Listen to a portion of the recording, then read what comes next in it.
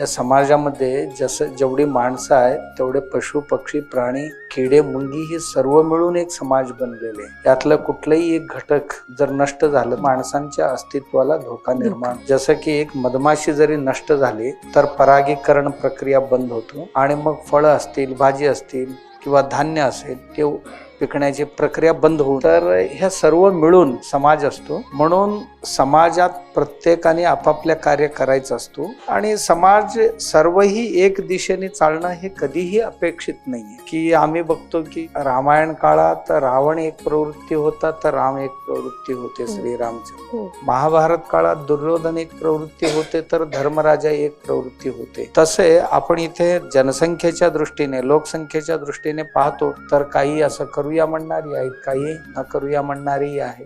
आणि एकूण बहुजन सुखाय बहुजन हिताय, बहुजनांचा सुख व्हायला पाहिजे, बहुजनांचा हित साध्य व्हायला पाहिजे, अशा पद्धतीची समाजशास्त्राची शिकवण गरजेची आहे. समाजात अति स्वातंत्र्यही धोक्याचं आहे, म्हणजे स्वैराचारही धोक्याचा आहे आणि अति नियंत्रणही ठीक नाहीये. परंतु स्वतंत्र ज्याला म्हणतो, स्वतःच्या तंत्रावर चालणारा एक समाज असायला पाहिजे. आणि स्वतंत्रावर चालण्याकरता थोडासा बुद्धी लागते. तशी समाज निर्माण करण्याची प्रक्रिया गर्भधारणापासूनच सुरू होते.